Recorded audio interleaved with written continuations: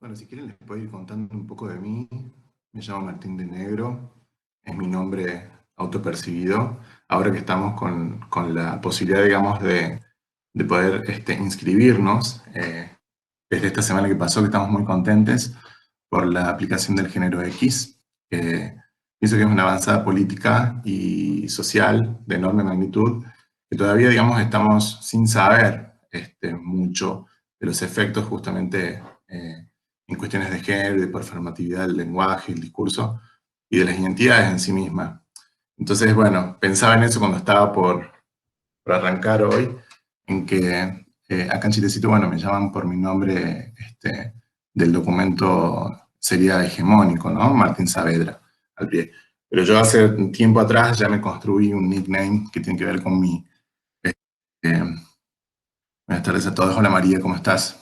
Con mi actividad como artista, como creative, como diseñador, y es Martín de Negro. Entonces pensaba en eso, ¿no? Como ya, digamos, una habilitación legal, auténtica, digamos, y legítima también a las identidades a poder trabajar un poco el tema que vamos a ver hoy, que es esto de la autopercepción, ¿no? Cómo nos autopercibimos y cómo es el engranaje del placer y del deseo, digamos, puestos en estas actividades, en estas operaciones de la identidad.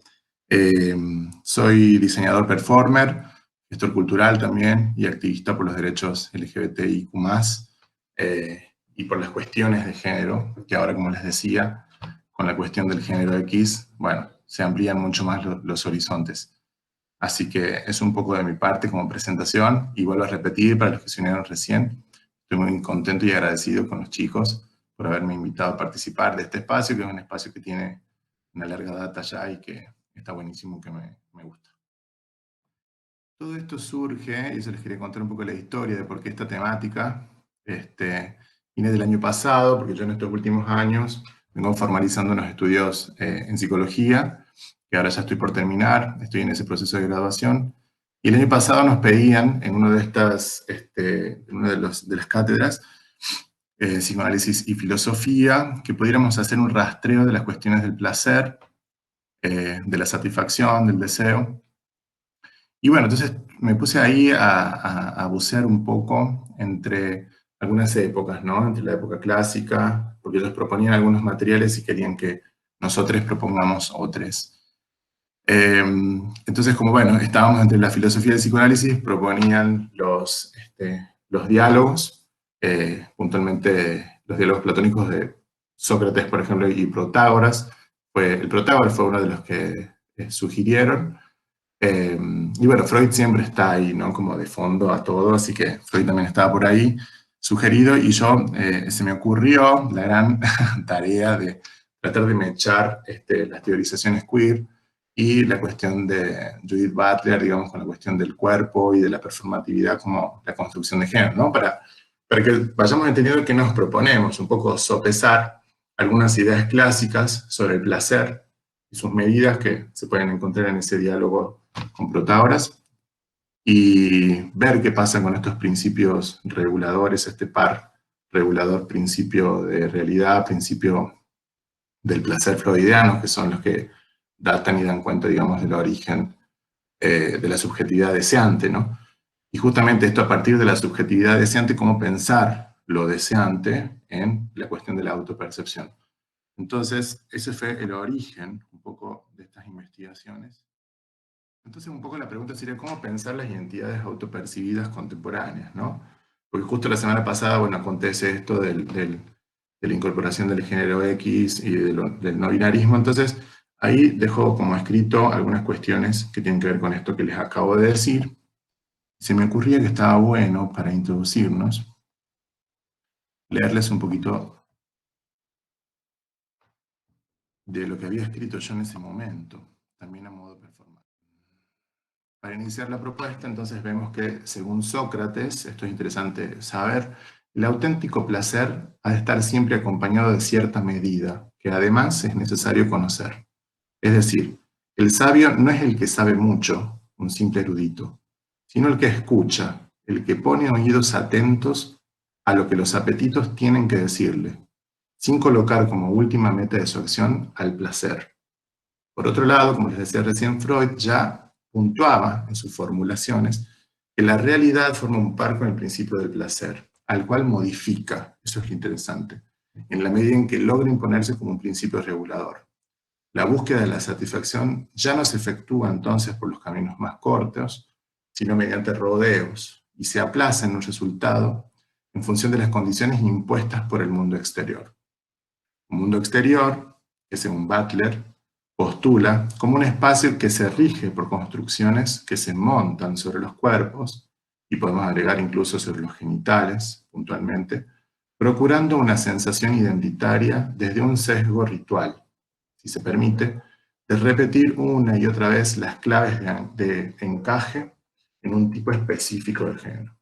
Es dado señalar entonces que cuando hablamos de una perspectiva contemporánea de géneros y orientaciones sexoafectivas disidentes, nos referimos justamente a que en el marco de la posmodernidad, como lo señala Judith Butler, cobra relevancia como ruptura la performatividad de la deconstrucción de los patrones socioculturales con las formas tradicionales de comprender la identidad, es decir, rupturas con aquellas representaciones que solían presentarla, a la identidad, como algo fijo y estable, y que colocaban al género como aquello que es creado a partir de una serie de actos desplegados a través de categorías como hombre o mujer, es decir, un binarismo categórico desde lo social que se presume como natural. Bueno, ahí podemos hacer una primera parada y ver, digamos, cómo entonces pensar lo actual, pensar lo contemporáneo de estas identidades autopercibidas sería contraponer, ¿no?, los principios regulatorios de una identidad única, como lo que se propone Freud, ¿no?,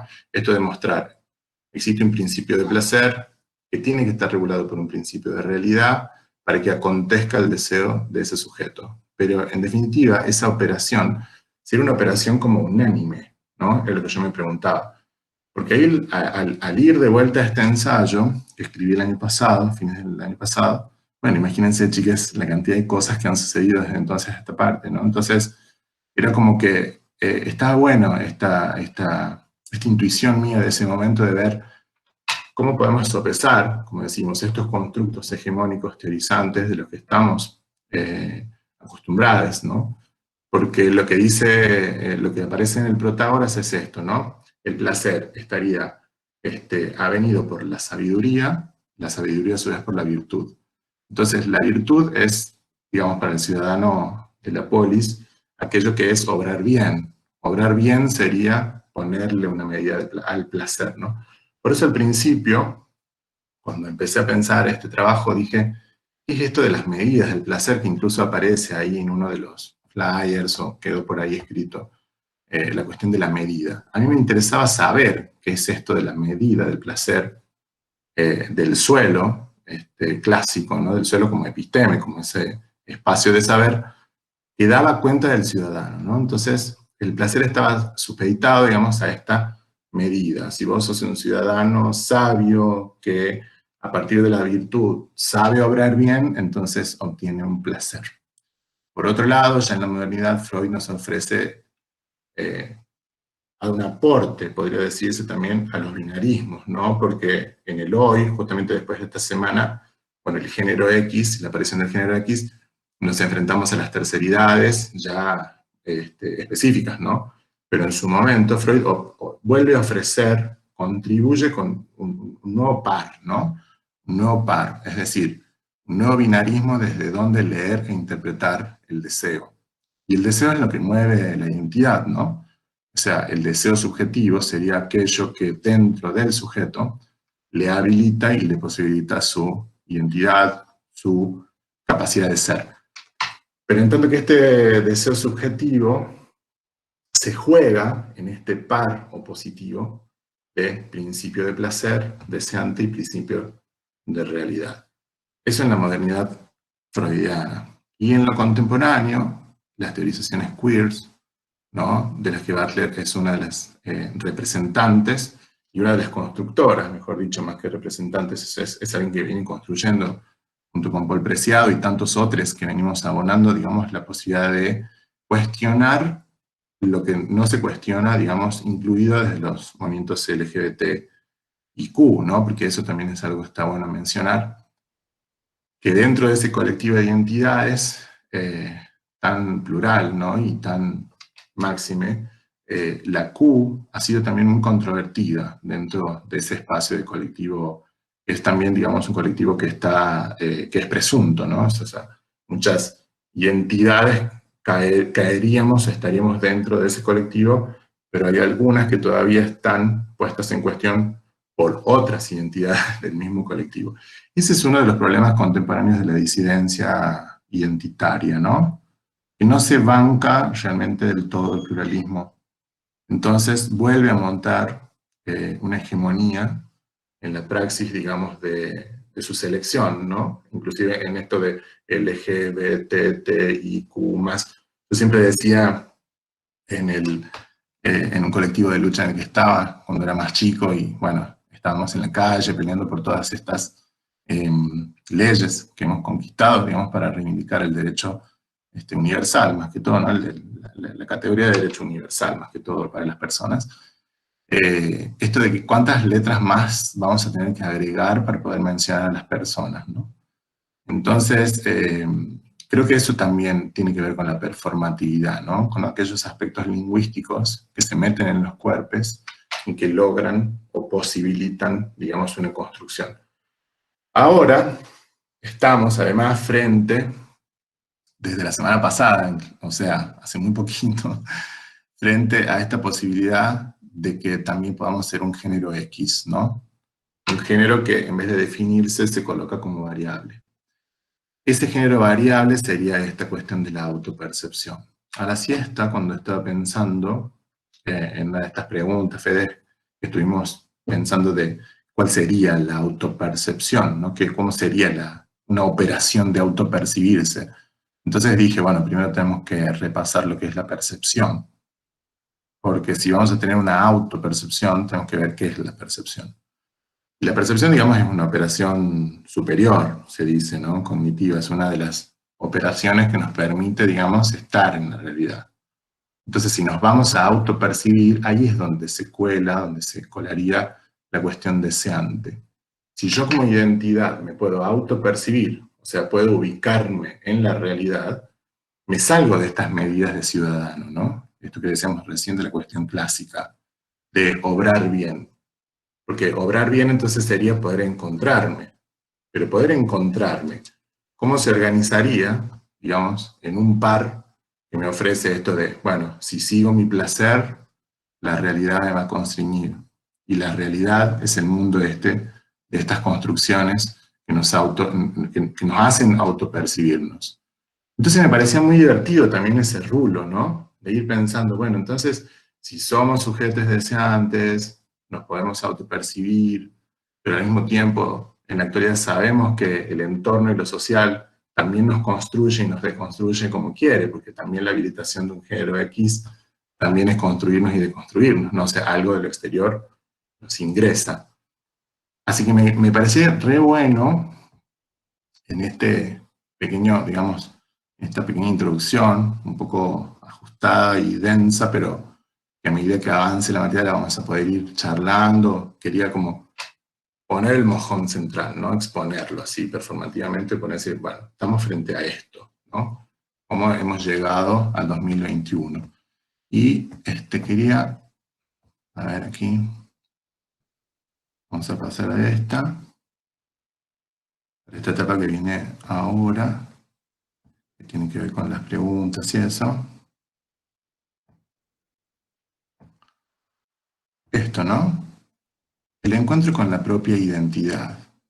¿Cómo se piensan ustedes en una construcción deseante de la identidad? Bueno, hasta ahí voy por ahora. Así que, Fede, no sé si...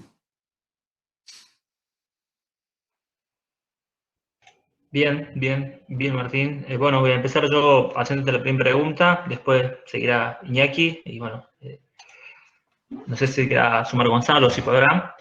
Bien, una de las preguntas que te hemos planteado es, bueno, definir el placer y esta es una pregunta un tanto más histórica también, ¿cómo se pensaba el placer en la edad clásica? Bueno, eso es lo que estábamos viendo recién, ¿no? El placer se refiere a una medida en el suelo clásico. O sea, la capacidad de sentir placer no estaba tan atribuido, digamos, al placer en sí mismo, digamos, ¿no? Sino a la virtud. Y la virtud era un componente, digamos, puntual de los ciudadanos. Y ahí ya había una separación, ¿no? Una separación de personas, una separación, digamos, de diferentes tipos de sujetos. Entonces, por eso estaba bueno que pudiéramos arrancar, digamos, desde el suelo clásico, desde el conocimiento clásico tenemos, que tiene que ver con eso, con que si vos obrás bien, si tenés de tu lado, digamos, el obrar bien como un ciudadano de la polis, podés obtener el placer. Entonces ahí vemos que el placer no opera desde el cuerpo, ¿no? No opera desde la satisfacción como la pensamos después en la modernidad, porque además entre el periodo clásico y la modernidad está todo el suplicio del cuerpo, digamos, de la época medieval, ¿no? Entonces también pensar eso. Grecia y los clásicos, digamos, son racionalistas, no son idealistas, son de la mente, son de la cabeza. Entonces hay un placer ahí que es un placer de medida, un placer que te da a vos una categoría de ciudadanía.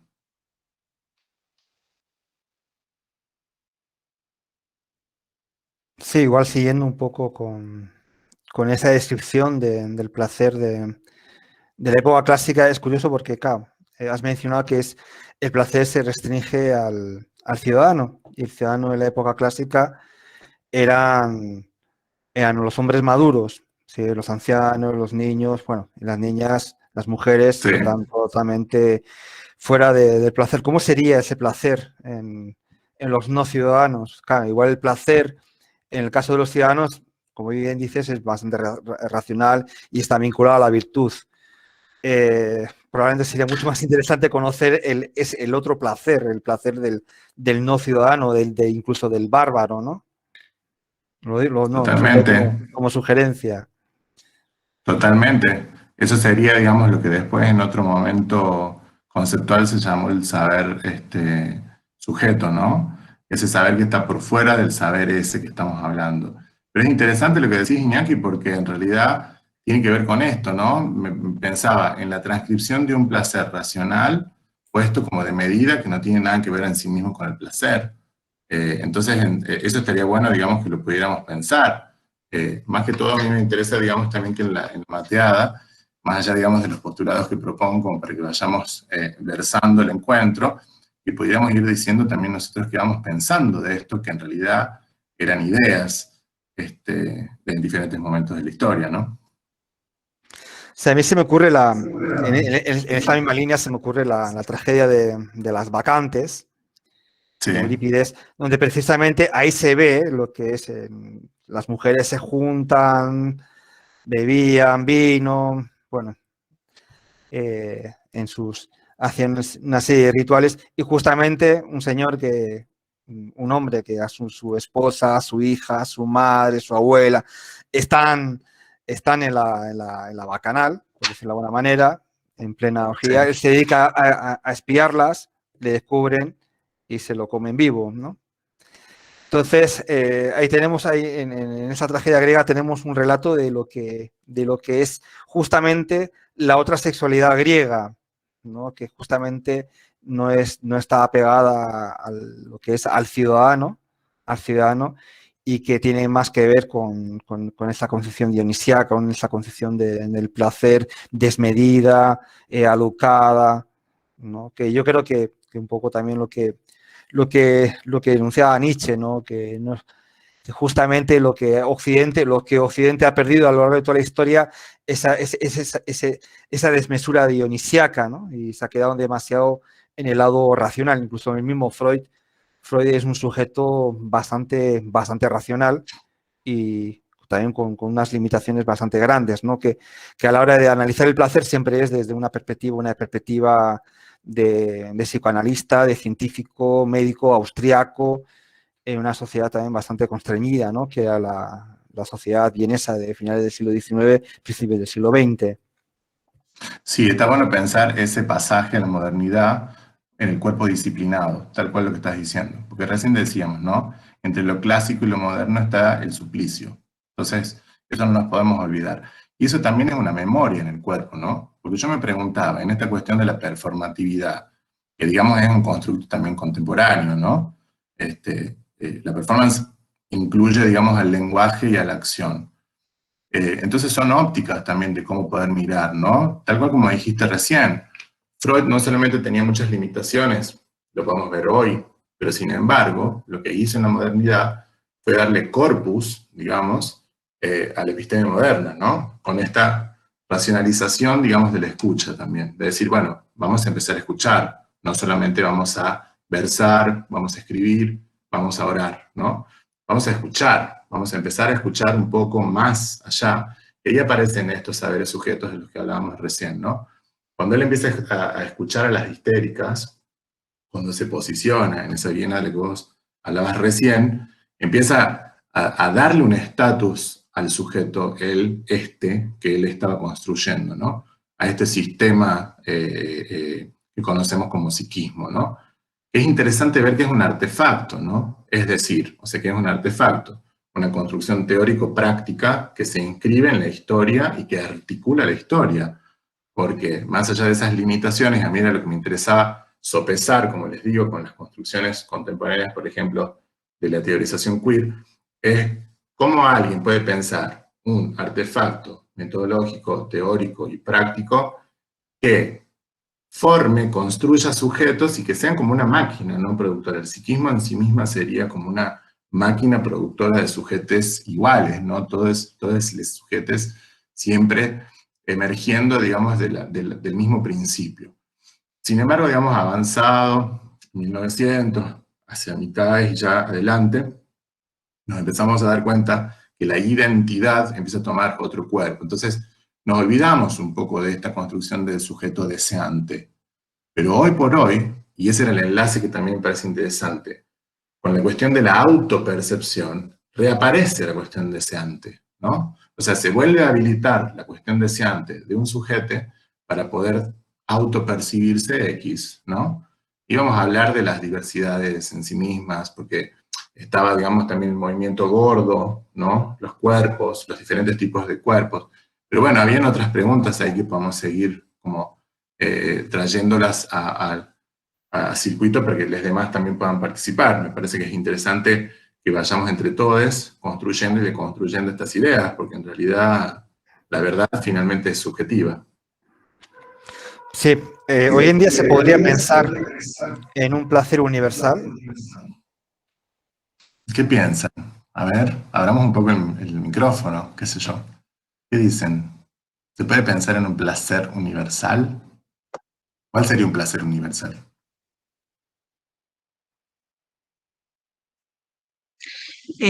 Hola, hola a todos. ¿Cómo estás, María? Bien, ¿Qué haces? todo bien.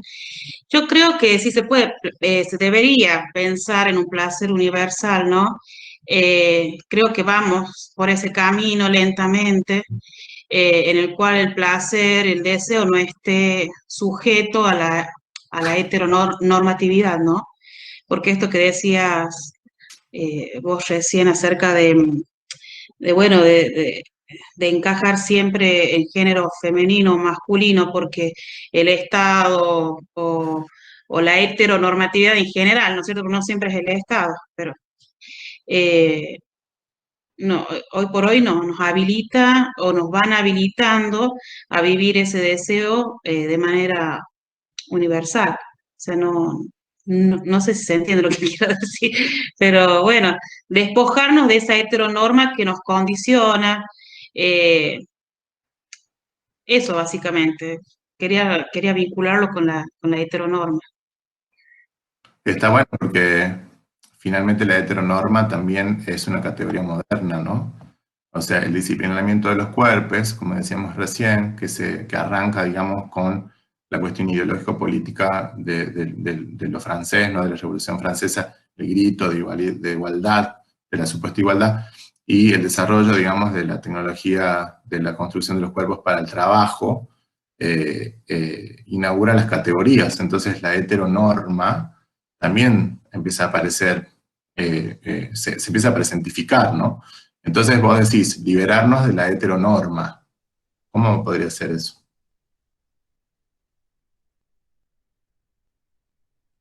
Hola Cintia, hola chiques, hola a todos. A ver ahí Nacho, estás levantando la mano.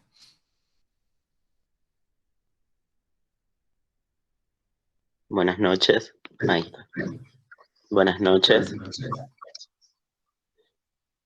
Bueno, primero decir que está súper interesante el conversatorio. Me encanta la exposición que vas haciendo, Mart.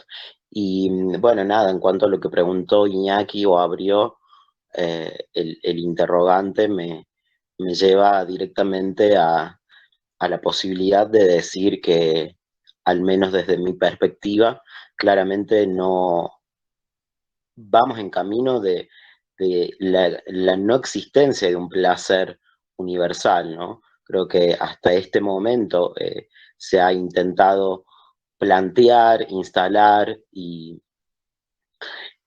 imponer un placer universal, al menos como lo entiendo, ¿no? Me imagino, placer universal sería como que por lo menos todas las personas o que todo el universo encontraría placer en las mismas cosas, encontraría placer en las mismas relaciones, en los mismos, qué sé yo, elecciones de objetos, elecciones, decisiones.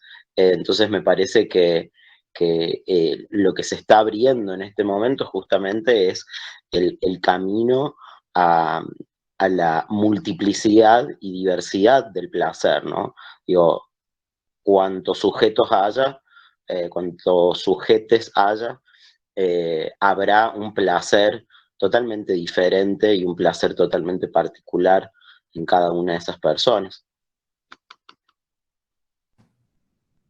Qué interesante pensar un placer múltiple, más que universal. Aunque también podría ser como lo mismo. ¿Es lo mismo lo universal que lo múltiple? Sería como lógico. ¿Qué piensan, chiques? ¿Están por ahí? Buenas, hola. Yo tengo entendido que lo universal tiende a homogeneizar. Por más de que se replica en todos lados, tiene como este carácter de homogeneizar ciertas cosas.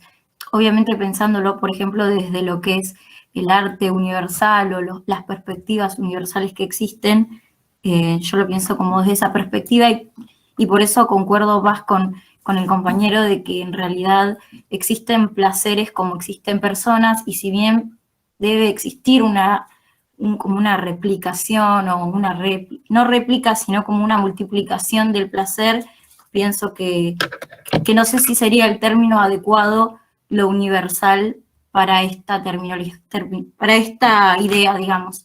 Pienso que capaz que se podría inventar algún, o si existe ya, aplicar otro término.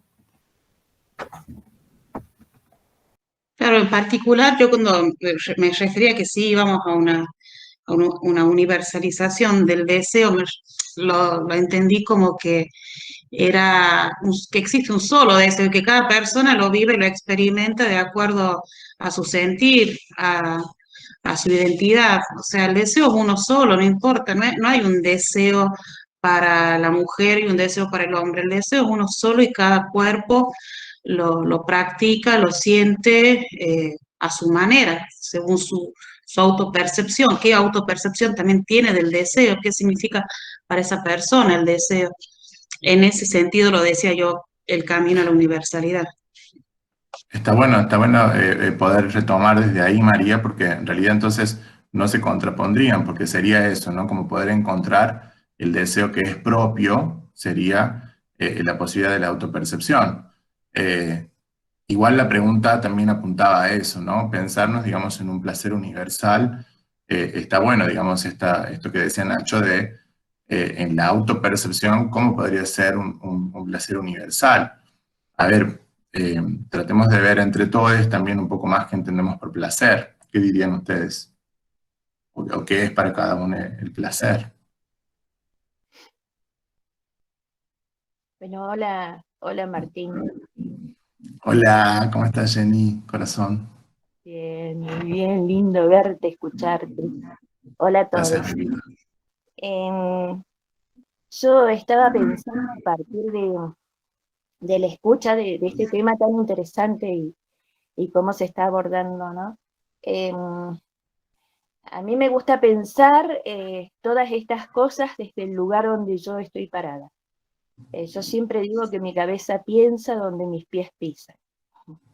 Eso lo aprendí del gran maestro Paulo Freire. Y cuando pienso el placer, cuando pienso el deseo, lo pienso desde esa identidad que me da el territorio, ¿no? Y cuando hablo de territorio, hablo de territorio cuerpo y territorio entorno con el que me relaciono dialécticamente en todo momento. Y siempre me pregunto, cuando escuchaba esto del deseo universal, yo creo que hay como normativas que de alguna manera controlan y limitan cada una de nuestros sentimientos y nuestras percepciones, con lo cual dejan de ser nuestros ya. Y de alguna manera nos ponen en el lugar de lo prohibido en muchísimas cosas. Y ahí es donde choca ese sentir desde donde yo me construí como una persona, como un sujeto, no como una ciudadana, porque creo que hay que trascender la palabra de ciudadanía. No todos vivimos en ciudades. Es un término que es como la heterosexualidad, que discrimina y que limita, sino más bien pensar y pensarnos desde el lugar donde uno se va construyendo diariamente, cotidianamente. Pero siempre choco con eso de quién o quiénes regulan y controlan todo el tiempo. Vivimos en una sociedad controlada, donde hay libertades ficticias, donde hasta la misma academia, ustedes hablaban de varios autores, entre ellos Freud, ha generado categorías donde parece ser de que todos tenemos que ocupar un lugar en la góndola. Y cuando no lo ocupamos, como dice Pink Floyd, cuando no somos ese ladrillito en la pared, somos totalmente descartables e indeseables. Y esa es una de las contradicciones con las que debo lidiar y creo que, bueno, no sé cómo salir de ese. Está bien la contradicción, ¿no? Porque también tenemos la contradicción cuerpo-subjetividad. Porque también, o sea, por eso mencionábamos recién que la incrustación del género X, lo menciono así porque es una incrustación también, ¿no? He dejado esta placa justamente ahí para que podamos ver cuáles son los tres mojones en los que nos estamos moviendo. Entonces, en esto de lo autopercibido y la contradicción está el cuerpo y está la subjetividad. También es un par, ¿no? Porque creo que, Fede, una de las preguntas o uno de los abordajes también era referido al alma o al cuerpo, ¿no? Algo así. Claro, justamente ahí a colación de lo que dice Jenny, ¿no? Pensar al cristianismo, o sea, si se puede pensar al cristianismo como una ideología del displacer, ¿no? Y esa dualidad que establece el cristianismo en la Edad Media, cuerpo versus alma, ¿no? ¿Cómo se resuelve? ¿Cómo se presenta? Y bueno, ¿cuáles serían sus implicancias hoy en día?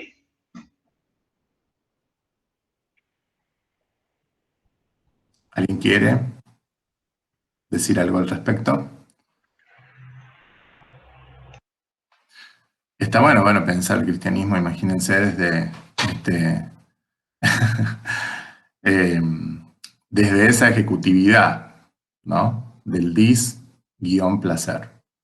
Justamente, ¿no? Esto de extrapolarnos el cuerpo, que básicamente, digamos, el cristianismo lo que hace es eso, ¿no?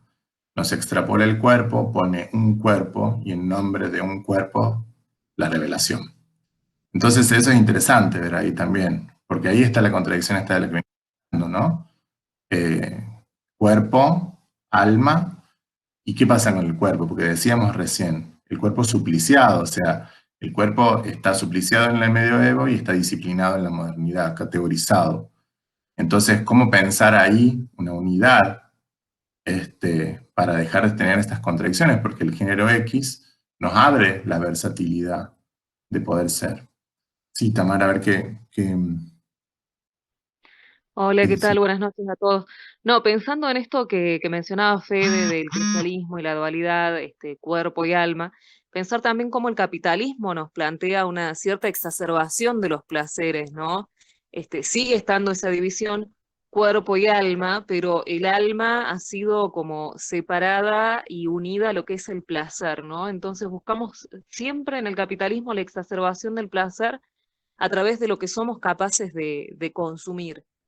Y eso también está inserto en las identidades, incluso como el capitalismo últimamente se hace eco también de estas luchas, de estas militancias sociales, de esta búsqueda de identidades y de reafirmar la identidad de uno, y lo vemos también en el marketing hoy en día, y cómo el marketing se ha hecho de la bandera LGBTIQ+, en estos últimos tiempos, cuando antes no lo apoyaba, sino que estaba a favor de un mundo totalmente binario. Creo que tenemos que ver cuál es la construcción que quiere el capitalismo de estas nuevas identidades y cuál es la real construcción que las nuevas identidades, no nuevas identidades, de esta reafirmación de las identidades querían realmente. Buenísimo, porque entonces estaríamos conviniendo entre todos que existe una construcción, tanto del placer como de la identidad. Entonces, si hay una... Porque además de eso también recordemos que ese encuentro con la construcción de la identidad es contemporáneo. Antes, estos autores que hemos mencionado, bueno, en la época clásica que se pensaba racionalmente en el placer y que se le quería poner una medida, pues si no, era el exceso o salirse, digamos, de una categoría de virtud, y después, digamos, con Freud y el disciplinamiento, decir, bueno, hay un deseo que te va a llevar más allá y es el deseo subjetivo, pero aparece la realidad como ahí interponiéndose a un deseo que se podría decir magnánimo o desconfigurado, ¿no? O como que se derramase por cualquier lado, y siempre el cuerpo está por detrás, ¿no? Por eso es interesante lo que plantea la teorización queer también, básicamente en estos posicionamientos de que los cuerpos importan, o sea, por eso también cuando había un postulado que era pensar el movimiento gordo, y en los diálogos que tuvimos previo a este encuentro con las chicas, yo les decía, bueno, abordemos la cuestión de las diversidades, porque incluso hasta decir diversidades en plural también es como que genera también una pregunta, ¿no?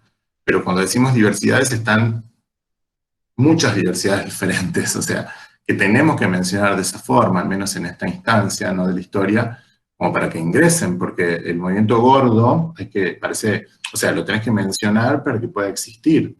Entonces, eso me quedaba pensando, a ver qué dicen. El cuerpo siempre está como, queda por detrás, entonces, ¿dónde estaría el placer? ¿Dónde yace?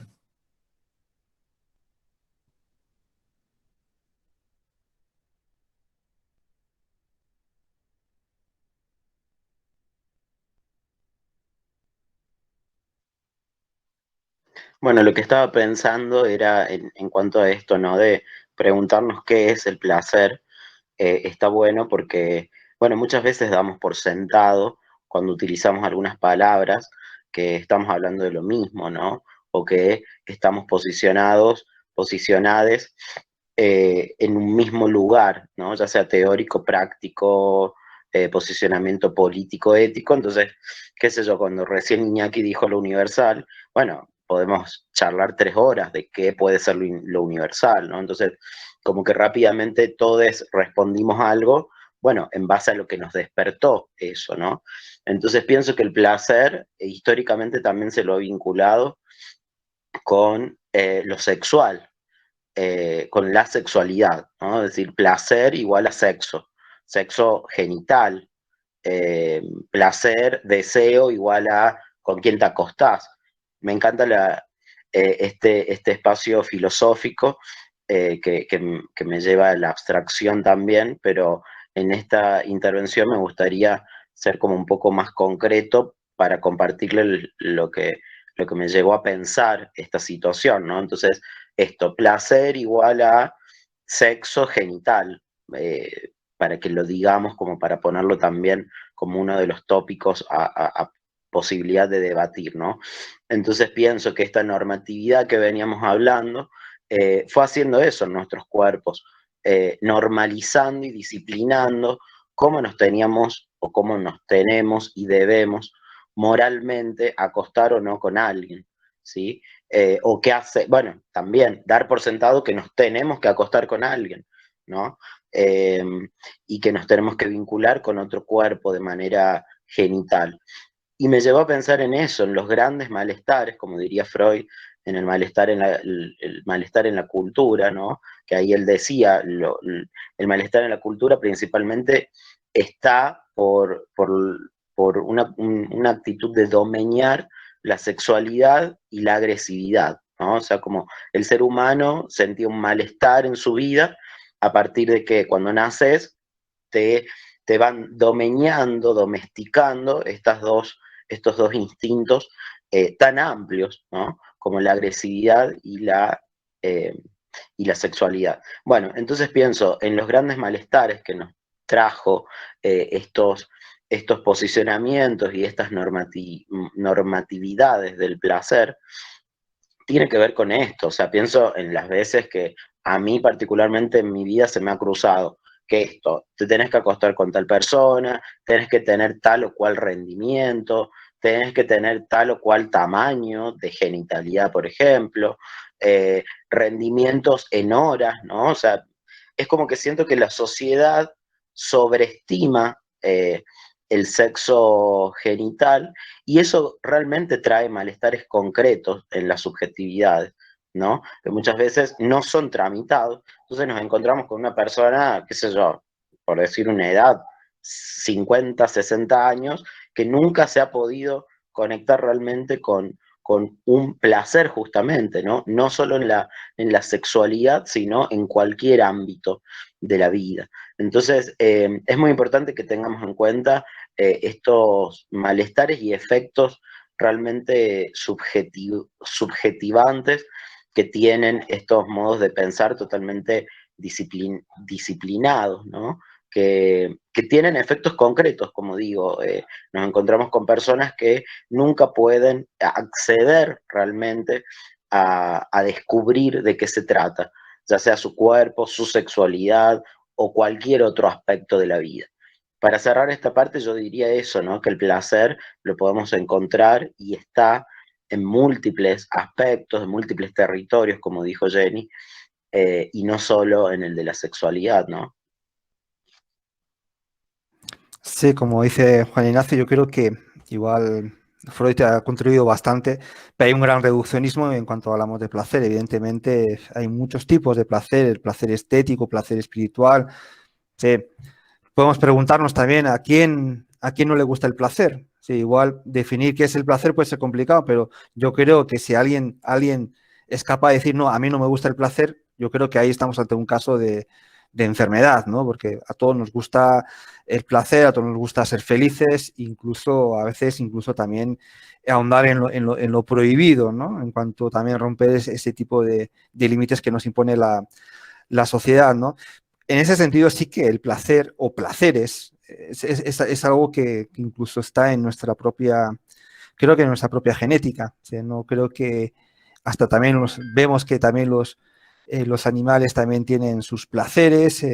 Yo todas las mañanas veo como un perro que suele dormir en nuestra casa, cuando sale el sol, ahí va corriendo, quiere salir a la calle para ponerse plácidamente ante el sol. También los animales también tienen placeres. No es algo que es exclusivamente del ser humano, sino que va mucho más allá. Incluso yo creo que hasta la naturaleza tiene placeres. Y evidentemente estamos en una sociedad que precisamente el concepto de placer lo ha reducido a lo sexual y a un tipo de sexualidad determinada, ¿no? Sí, determinada. Por eso yo creo que la Iglesia tiene un problema no resuelto con el placer, ¿no? Yo quería aportar también de que para pensar el placer en términos freudianos y en términos generales, está bueno lo que dijiste, Nacho, para poder acotarlo y también para poder introducir otras nociones, ¿no? Necesitamos pensar en su par necesario, que es la satisfacción. O sea, el placer precisa de la satisfacción. Y sabemos que el sujeto deseante, en la satisfacción del placer, justamente que fue algo de lo que leí al principio como introducción, atraviesa zonas de placer como de displacer, ¿no? Entonces, para el alcance de la satisfacción, que sería, digamos, el encuentro con el placer, deberíamos, o nos pasa que atravesamos zonas de displacer. Entonces, el displacer también, al ser una percepción, en esta cuestión de la autopercepción, porque ahí me encuentro como que recién decían, no, la cuestión de la abstracción. Sí, llegamos a un punto de abstracción, porque en realidad llegamos al punto del encuentro de la identidad. Entonces sería la satisfacción por la satisfacción misma del encuentro deseante de la identidad. Por eso poníamos esa pregunta, ¿no? ¿Qué piensan ustedes, cómo sienten ustedes el encuentro con la propia identidad? O sea, la satisfacción del placer sería el encuentro con la propia identidad. Digo esto porque en realidad si lo desmembramos al tema y nos vamos, digamos, por ese camino, tenemos que abandonar justamente la genitalidad y la sexualidad para encontrarnos con el placer. Como bien dijiste vos recién, Iñaki, también, digamos, el placer es más allá del sujeto, ¿no? Entonces, ¿cómo lo pensamos en términos de satisfacción en una identidad? Porque sigo pensando en esto, ¿no? Si uno puede autopercibir su identidad y eso implica un encuentro consigo mismo, ahí hay una posición deseante y de satisfacción. Ya, yo creo que el problema ya, incluso ya cuando hablamos de género o de identidad, es que también la identidad también se ha ido disolviendo. Entonces, por eso hablamos de identidades o la identidad X, que es la identidad que uno se puede construir, que uno se la construye. Entonces, la identidad es algo tan maleable como que ¿quién soy yo? ¿No? Volvemos a preguntas tan fundamentales como eso. Pero yo creo que lo que hay que romper son con esas identidades que te colocan o que colocan esas etiquetas, ¿no? Entonces, es muy fácil confundir la identidad con una etiqueta. Entonces, si me ponen a mí una etiqueta X, pues, y me identifico con ella, pues bueno, es una construcción del propio sujeto. Yo creo que una de las grandes aportaciones que hace Judith Butler es que precisamente rompe tanto con el concepto de género, pero también con el concepto de identidad. Y entonces ahí estamos y eso es un poco lo que da miedo, ¿sí? Porque bien vale, bien, tienes la libertad para construir tu propia identidad. ¿Qué identidad quieres construir? ¿Cómo te quieres construir? Porque generalmente a nosotros nos construyen, nos dicen cómo tenemos que hacer, cómo tenemos que vestirnos, ya desde muy pequeñitos ya nos marcan por la vestimenta qué género, qué identidad te asumen, o azul o rosa. No hay ropa para niños de otros colores, o es azul o es rosa para los recién nacidos, ¿no? Luego cuando ya crecen ya hay más variedad. Entonces ahí estamos ya muy constreñidos. Entonces, por eso identificar, placer, generar la identidad, cuando también la identidad es difusa, estamos ante un problema casi al cuadrado, ¿no? Porque tanto el género se disuelve, al menos con la obra, yo creo que con la gran aportación de Judith Butler, con argumentos tanto biológicos como sociales, pero también se disuelve el concepto de identidad, ¿no? De eso es lo que hablaba también El fin del hombre Foucault, La muerte del sujeto, todo ese tipo de historias, ¿no? Al fin y al cabo, la identidad uno se la construye o te la construyen. Lo ideal es que uno se la vaya construyendo. Ahora, ¿cómo lo hacemos? La escuela te ofrece esas herramientas. Realmente en estos momentos no te ofrece herramientas ni para desconstruir este tipo de discursos oficiales, heteronormativos, etcétera, etcétera. Con lo cual, construir la propia identidad es mucho más complicado.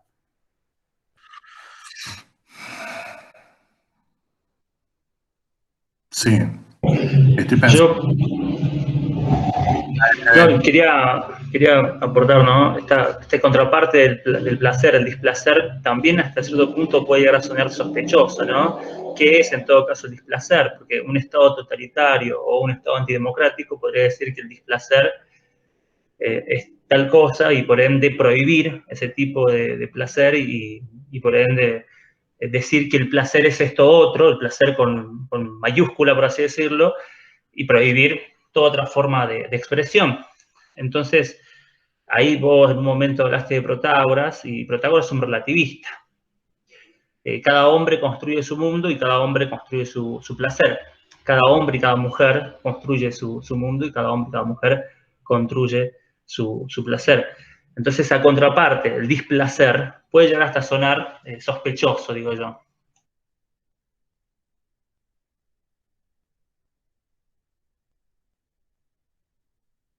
A verles demás que están por ahí, quien se anima también a decir algo de lo que va pensando, de lo que vamos charlando. Está bueno que vayamos entre todos. Bueno, igual siguiendo un poco lo que dice Fe, displacer pues suena sospechoso cuando te dicen qué es el displacer. Sí, entonces, ahí es donde puede estar la tensión, ¿no? Sí. Porque lo que para uno es placer, para otro puede ser displacer. Sí, el problema es hasta dónde llegamos con la cuestión de placer, ¿no? Si uno, por ejemplo, lea al Marqués de Sade, sí, que fue uno de los autores que Freud estudió con bastante profundidad, ahí encontramos multitud de placeres, pero nuestra sociedad occidental nos dirán que la mayoría de esos placeres, o al menos los que escribe Marqués de Sade en sus novelas, son placeres pecaminosos. Exactamente, porque también existiría la posibilidad de ser vencido por el placer, ¿no? En ese sentido, es esta cuestión de medida que decíamos al principio, ¿no? Si nos colocamos en un lugar de no ser vencido por nuestro propio placer, podemos estar ubicados en otra, digamos, posición respecto al disfrute también, porque toda esta línea que estamos viendo es a ver si podemos encontrar el disfrute en la identidad autopercibida. Porque tal cual como decías vos recién, me quedaba pensando en eso. O sea, si el encuentro de la identidad también es la deconstrucción de la identidad, pero hay un hecho diferente ahí, ¿no? Es el hecho de decir, yo me construyo la identidad desde tal lugar. Y si eso va a satisfacer realmente nuestra posibilidad identitaria, porque bueno, como vos decías, nos han enseñado y nos han construido que tenemos que tener una identidad, ¿no? Un reconocimiento propio y que al mismo tiempo es exterior. O sea, habría ahí una unicidad. Porque, por ejemplo, una de las cuestiones que más están en pugna, digamos, dentro del colectivo LGBT y que ha sido el colectivo trans el que ha traído esa pregunta y ese interrogante, es eso, de terminar con los binarismos. Porque en realidad las travestis, en realidad, lo que hacían era una exageración, digamos, del género opuesto, ¿no? Entonces, es un hecho ahí irónico, ¿no? Hay un acto ahí de ironía, digamos, y de justicia, si se quiere, en esto de ironizar a la mujer en el travestismo, ¿no? Y de ponerla desde un lugar grotesco, desde un lugar exagerado, ¿no? Para la norma social, estoy diciendo. Y esto era en los 80, pero luego, digamos, con la conformación del colectivo LGBTIQ+, en los 90 hasta esta parte, y en su deconstrucción actual, las trans, que son sus nietas, como se dice intracolectivo, han traído esta nueva posibilidad que es la terceridad. Es decir, ¿por qué nos tenemos que referir nuevamente, digamos, a una construcción hombre-mujer, cuando en realidad esa es la performatividad, ¿no? Es, qué sé yo, la expresión del género. Es como me pinto, me luqueo, me pongo algo, como gesticulo, ¿no? Recordemos que en el manierismo, digamos, las maneras del manierismo no estaban consideradas, como podríamos decir de esas maneras, de maricón o de trolo, ¿no? Como se dice. Y sin embargo, bueno, ahí había también un cuerpo que estaba habitado. Entonces, ¿cómo hacemos para encontrar esas terceridades? Me quedo pensando en esa pregunta que decís, porque ahí para mí aparece el deseo subjetivo, o sea, el deseo que es una construcción dinámica, me parece, y que vamos a encontrar a medida que la vamos habitando, ¿no? Me parece. Sí, María. Sí, bueno, justamente eso iba a decir de que el género no es algo estable, la identidad no es estable. Justamente por eso está el tema del género fluido también, de personas que oscilan, porque no es algo estático, o sea, cada uno lo vive en su momento, en su tiempo, de acuerdo a ese deseo. Yo no entiendo mucho de psicología, chicas, así que yo lo voy a expresar como el tema del deseo y lo demás desde mi ignorancia, ¿no? Pero por eso el género no es algo estático. no es algo estable. Lo que vos comentabas recién de los trans, que es como que en un solo cuerpo se identifica el sexo y el género, o sea, queda la personalidad trans es como es muy visible y es lo que le choca a la sociedad heteronormada, de decir cómo. Es algo tan patente lo de la persona trans que es como que rompe con ese binomio hombre-mujer, con ese binarismo. Está bueno, me interesa la discusión, está re linda, la verdad. Sí, yo en esto que les decía desde el principio, en la propuesta de ir leyéndoles partecitas, me quedé pensando en lo que Fede mencionó de vuelta a Protágoras, y les voy a leer este otro párrafo de mi ensayo que tiene que ver con su máxime, ¿no? Entonces dice, vale decir que como la máxime de Protágoras, que es el hombre es la medida de todas las cosas, y no mal, nosotros en una perspectiva de multiplicidad y de diversidad identitaria, también la podríamos tomar, recrearla en un punto de gesto performático y podemos anunciar que las identidades autopercibidas son la medida de todas las cosas. En este punto se hace necesario afrontar que lo que se autopercibe es lo que impulsa deseo, satisfacción de sí y placer en la realización de quien bien pensara su identidad, en tanto que mide, determinando en esta avanzada, el aspecto político del asunto. De suerte que es dable suponer que quien expresa esta medida de su validación identitaria lo hace en equivalencia con otros que también organizan la satisfacción de su identidad autopercibida en esta medida contemporánea de saber bien quién se es. Porque ese es otro postulado contemporáneo, ¿no? De estos movimientos que podríamos incluso decir libertarios de la identidad, que se defiende eso, ¿no? Ser quien uno es, ser quien se es. Entonces es bastante esencialista también el punto, ¿no? Que dicen. Y además, Martín, ahí has dado un punto, o has mencionado un poco la clave, ¿no? Has hablado de que estos movimientos se mueven en movimientos libertarios, porque precisamente tanto desde la izquierda como de la derecha, hacer lo que es el acoso, el abuso, la violación a todos estos movimientos sigue siendo hoy en día patente, ¿no? Hoy en Hungría estaban manifestando lo que es un montón de personas, no solo gente del movimiento LGTBI, sino también gente que estaba en contra de lo que es de los gobiernos retrógrados que se están expandiendo, bueno, por todo el mundo, ¿no? No solo en Europa, ¿no? Y entonces ves que si uno mira un poco también, mira China, mira Rusia, mira un montón de lugares, realmente increíble, ¿no? Increíble que en pleno siglo XXI estemos lo que es con unos debates que realmente son de hace 2 siglos por lo menos, ¿no? O sea, también hay toda una ideología también detrás, ¿no? No sé si igual es el patriarcado o qué, pero sí que hay una ideología detrás que también es un elemento a tener en cuenta, además del filosófico, del psicológico, ¿no? Y ese momento ideológico es lo que también genera este tipo sobre todo de violaciones, ¿no? O sea, Está bueno lo que estás diciendo porque bordea el fantasma freudiano. ¿Cuál es el fantasma freudiano? Está bueno que podamos pensar en eso. Y el fantasma freudiano es la fantasía de aniquilación, ¿no? O sea, justamente cuando él habla de medida de pulsión, o sea, también se mencionaba en los a priori que estábamos teniendo la cuestión del eros, que es eso, ¿no? El eros es una abstracción que implica eso, ¿no? El pulso de lo vital. Pero bueno, entonces él se pregunta acerca de esa fantasía. O sea, si existo yo y existe un otro, el otro se puede encargar de que yo no exista, que es lo que vos decís. Y el otro es muchas cosas, ¿no? El sistema económico, el sistema del territorio, el sistema del lenguaje, el sistema de las construcciones de género, los colectivos LGBT.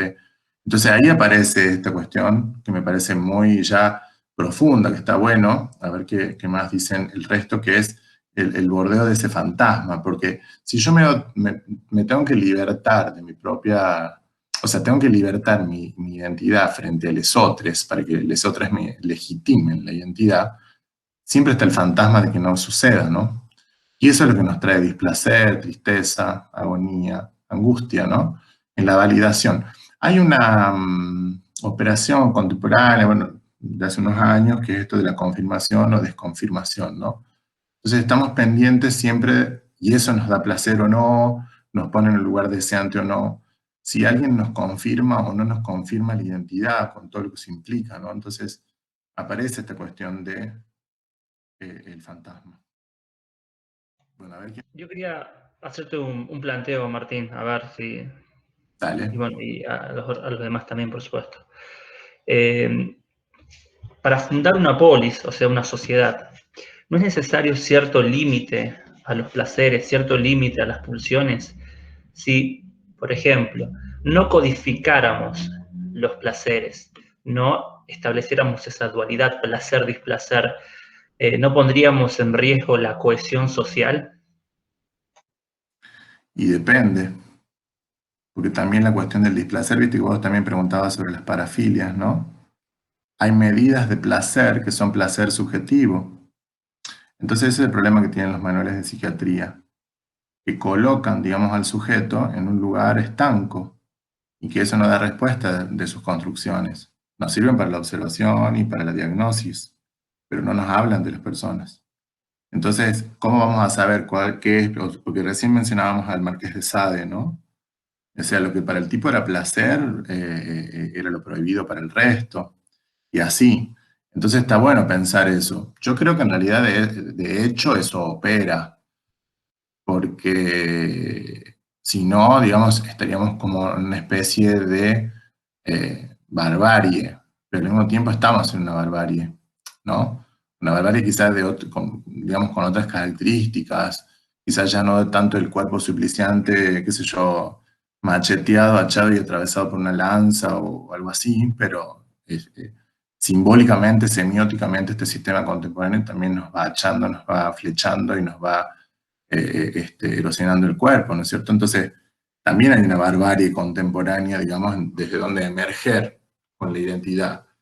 Pero, refiriéndonos a la pregunta, bueno, por eso yo también quería saber quiénes andaban por ahí. Está la Flaca, está la Dolly, está la Cintia, Anita, hola, Marita. Bueno, a ver si también nos acompañan con sus decires, ¿no? A ver si quieren decirnos algo.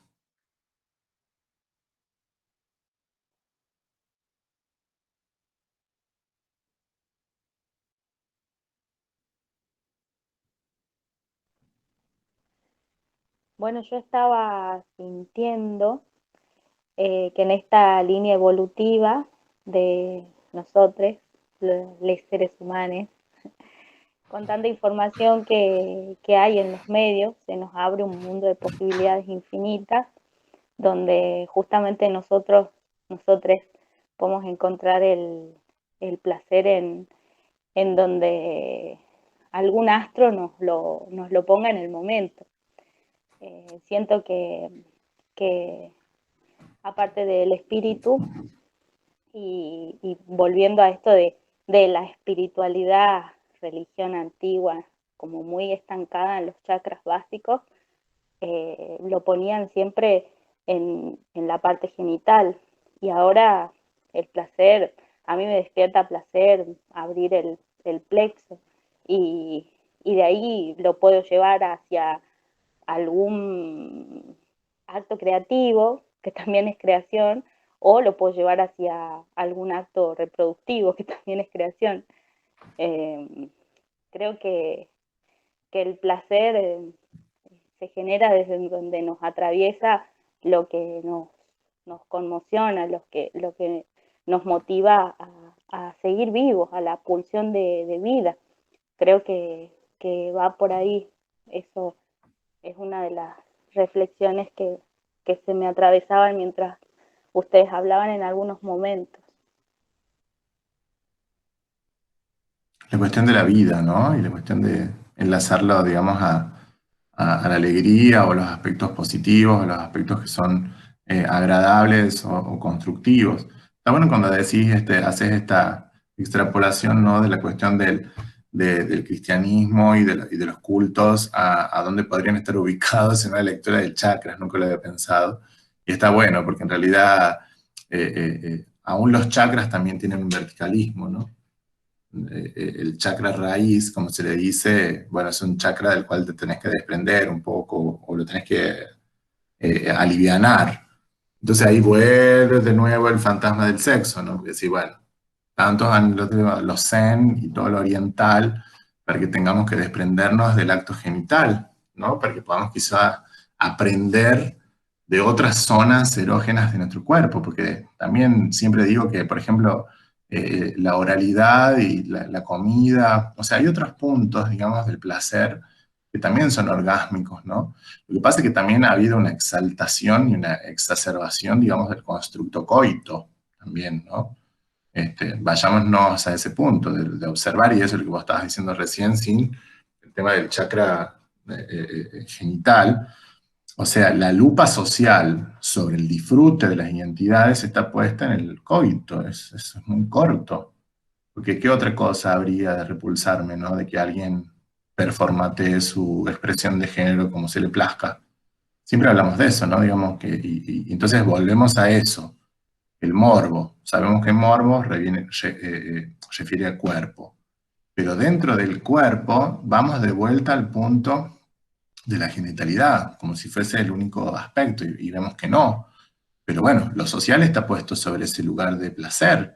Incluso una escena sexual, ¿no?, una relación sexual no es tan dable tampoco de acceder, conseguir o estar, ¿no? Entonces, para acceder a un encuentro genital también hay como un rodeo al que tenemos que ir para poder concretar ese encuentro de dos cuerpos que se encuentran, se frotan, qué sé yo, sudan, ¿no es cierto? Entonces me parece que sí hay algo del cuerpo constreñido, disciplinado, posmodernidad, que necesitamos también, ¿no? Pienso que también la posibilidad de un género X habilitaría encuentros de cuerpos sin que nos sesguen si vos tenés X genital u otro.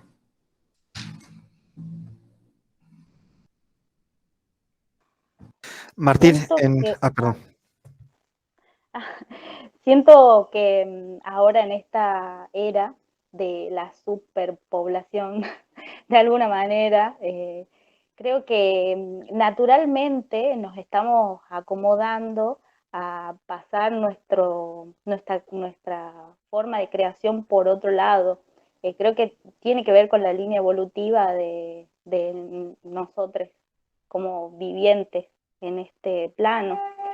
Y siento que antiguamente no éramos tantos y ahora somos un montón. Y naturalmente nos estamos llevando a atravesar la creación por otro lado.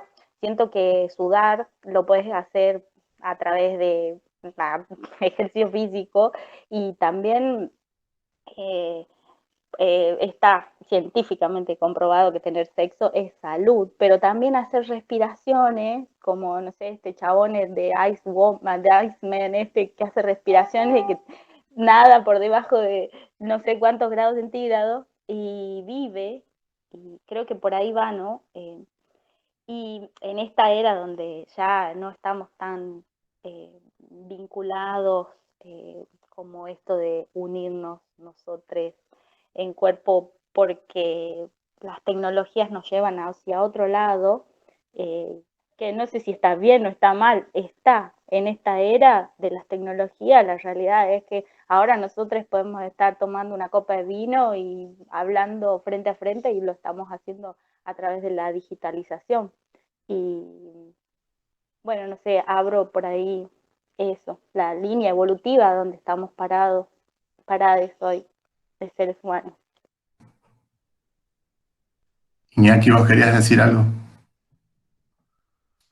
Sí, no, quería preguntarte, porque en algunos momentos has hablado de la performatividad Y si podrías explicar un poco eso, qué entiendes por la performatividad o por lo performático en vinculación con el placer.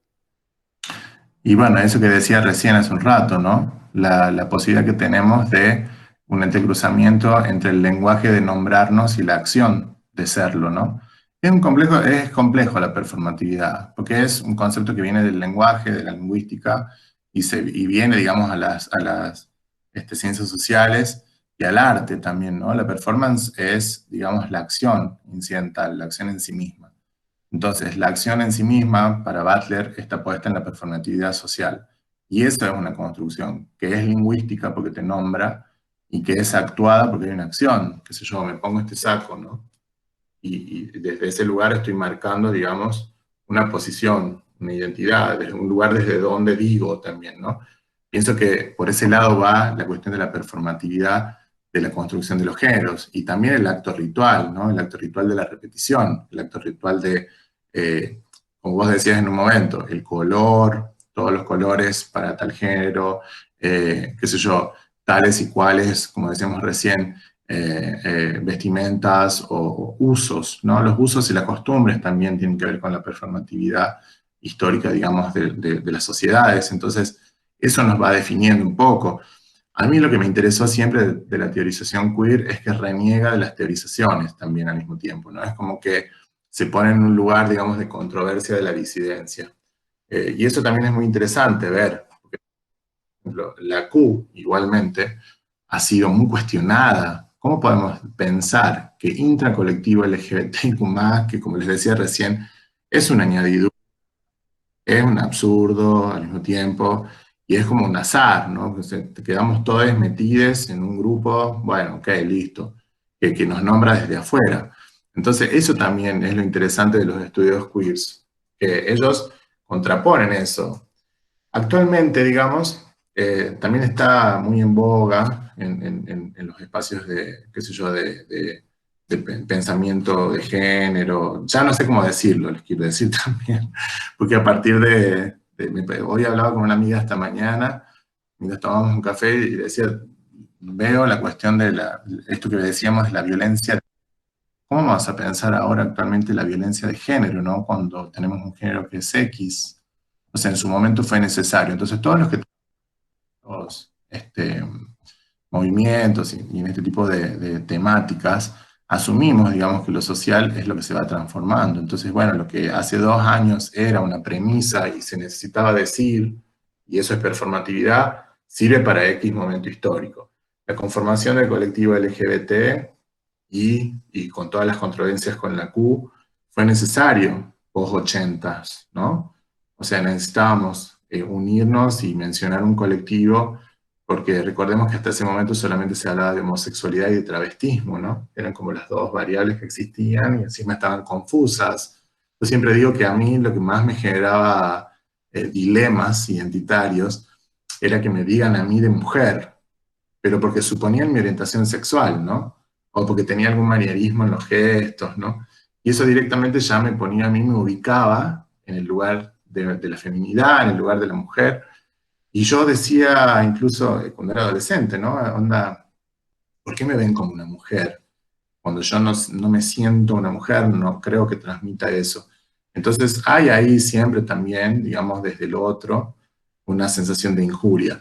A mí cuando pasó esto de la habilitación, digamos, de un documento no binario, hice un posteo y lo primero que empecé a pensar justamente es que los otros con O de opresión, con O de omisión, tendrían que dejar de pensar que nuestras identidades son respuestas a ellos, porque nuestras identidades son construcciones y respuestas para nosotros mismos.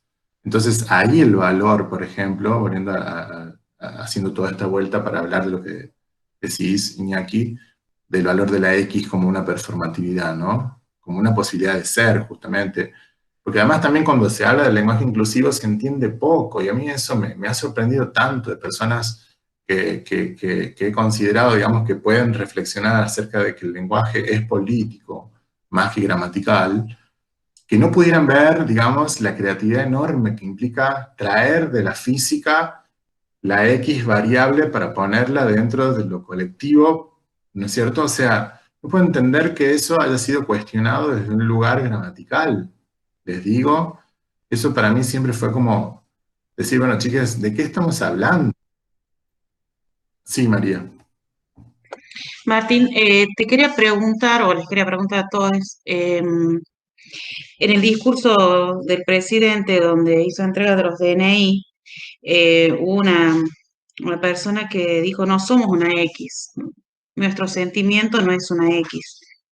Eh, no sé si me podés explicar a dónde apuntaba esa reflexión de esa persona, si se discutió o no. Y se está discutiendo. Ya han habido repercusiones, y eso hablábamos con Nacho hoy. eh, Nunca va a haber una conformidad, ¿no? Eso también forma parte, digamos, creo, de la performatividad social, que no hace falta que haya conformidad, porque esa es la diversidad en sí misma, ¿no? La no conformidad. ¿Cómo están? Yo entré un poco tarde, pero bueno, algo de lo que estuve escuchando, que lo hablamos siempre con vos, Martín, el tema del placer y el deber ser, que a mí como mujer de 51 años prácticamente en estas ciudades y pueblos del norte, estuvo siempre condicionando, ¿no?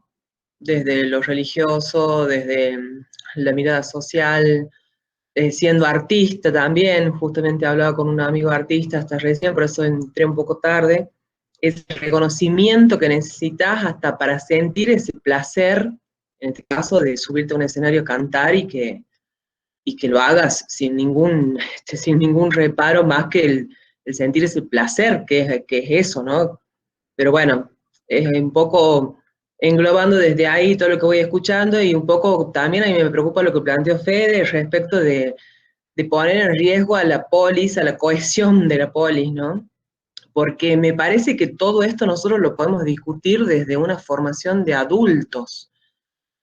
¿Cómo hacemos? Y yo también vengo de la formación, ustedes, la mayoría que me conoce, estoy en formación docente, soy docente de música, fui muchos años de primaria, y estoy en el nivel inicial, estoy en la licenciatura de inicial, sabemos lo que ha costado trabajar la ESI y sabemos que hasta hoy por hoy no se trabaja con la mirada y el espíritu que debiera trabajarse, pero porque justamente nos interpela desde nuestra concepción y justamente cómo desde nuestras creencias, ¿no? A nuestras creencias.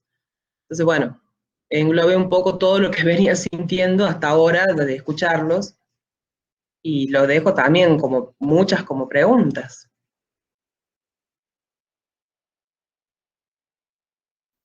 Sí. Bueno, ahí aparecería, ahí está. Bueno, Dolly, dale vos. Ya que Amalia retomó el tema, porque a mí yo me quedé pensando también en lo que decía Federico, ¿no? ¿Cómo hacemos? Estoy medio resfriada y estoy preocupada de que sea COVID, por eso no me funciona mucho el cerebro, pero no creo que sea. Pero me quedé pensando en lo que dijo Federico. Yo creo que la cuestión, dar rienda suelta a los placeres, me parece que el único límite que tiene que haber es el límite de invadir al otro, ¿no? Hasta qué punto lo que a mí me produce placer, o sea, yo creo que yo soy dueña de sentir placer con cualquier cosa siempre y cuando no jorobe al que está al lado mío, digamos. Me parece que ese tendría que ser el límite para que una sociedad digamos, no explote. Yo creo que por eso a mí me cuesta mucho y me costó desde muy chica muchísimo entender por qué la gente está tan perseguida con esta cuestión de la sexualidad. Al fin y al cabo, ¿qué es la relación sexual? Son dos cuerpos que se frotan. Como me lo dijo una vez una amiga, son nada más que eso, dos cuerpos que se frotan y eso produce un gran placer. ¿Qué te joroba si yo lo hago con uno, con dos, con el mismo sexo? Es lo mismo, digamos. Yo creo que ese sería el límite para que una sociedad siga siendo sociedad y haya cohesión. Y pienso que simplemente el límite está puesto en no invadir al otro. Bueno, ahí también podríamos pensar la cuestión contractualista de la sociedad, ¿no? El mito del contrato social. Y entonces ahí podemos ir al imperativo categórico kantiano, ¿no es cierto? Y toda esta cuestión de, bueno, que se incorpore en une el límite de la afrenta al otro, ¿no? Que sería, digamos, esa la base, digamos, del contrato. O sea, vamos a depositar toda la fuerza en una fuerza exterior, que sea el Estado, en la construcción del Estado, que va a regular y va a normativizar, digamos, todas las conductas, todas las categorías para que no existan las infracciones o para que si las visibilizamos con infracciones las podamos sancionar. Pero lo que subyace a eso sería el punto este del imperativo categórico. Entonces, ¿no? Sería como volver a repensar un poco el contrato social que tenemos, porque también es como, bueno, Fede, vos lo dijiste, es controvertido pensarlo, porque también es como el imperativo categórico tiene su propia paradoja. En realidad te dice que tenés que ser libre en vos mismo, pero que estás, digamos, bajo la ley externa, ¿no es cierto? Que encima es abstracta. Entonces, está buena, como decía María hace un rato y todo lo que fuimos y vamos mirando, está muy buena esta conversación porque entre todos también vamos como construyendo estas categorías que por ahí se suponen como tan fácilmente, ¿no? Poder acceder, digamos, al placer como una categoría, digamos, de acceso justamente en cualquier órbita, pero también nos damos cuenta, digamos, que lo social, al ir cambiando, también esa definición o esa sustancia también se modifica. Porque cómo tendríamos que, cómo nos privamos también de un discurso que justamente que aplaste, ¿no es cierto?, el placer. Sí, Luke. Buenas, ¿cómo están? Buenas noches. Hola, Mart. Hola, chiques. ¿Cómo estás, Luke? Bien, escuchando un poco, me conecté un poco tarde, así que bueno, pido disculpas, pero me quedé con dos cosas una que dijo María en relación a esta construcción social de las identidades. Hola, Nacho. De las identidades, y sí, lo social siempre va más adelante que la normativa, va más adelante que lo estereotipado. Entonces creo que sí, es una construcción que estamos en proceso de construcción y de construcción. Entonces es muy importante tomar y debatir, por ejemplo, esto que dijo este chico cuando se entregó la identidad X, que no son una X, sino que son mucho más que eso. Entonces está bueno pensarlo desde ese lado, desde lo social, que es una construcción, que estamos en proceso de construcción y que seguramente van a seguir apareciendo identidades nuevas, van a seguir apareciendo deconstrucciones nuevas. Y después, con relación a lo que decía Dolores, del placer y los límites, siempre creo que los límites han estado presentes para los placeres de las mujeres y de las identidades disidentes. Siempre se ha puesto en cuestión ese tipo de placer. Por ejemplo, de una pareja de mujeres besándose en plena calle y que ha sido lo cuestionado, o de una mujer tomando sol sin en la parte de arriba del bikini, y millones de hombres en una playa también sin remera. Entonces, eso siempre ha sido los límites que el patriarcado y el machismo ha puesto, y creo que siempre ha sido los límites hacia las mujeres y hacia las identidades disidentes.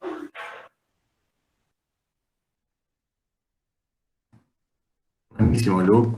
Gracias por el aporte, porque es enorme también, porque nos hace recordar, digamos, en esto del patriarcado, de que venimos pensando moderno, ¿no? Y hasta esta parte, que también en la época clásica, el acceso, digamos, al placer que no estaba categorizado como homosexual, ¿recuerdan?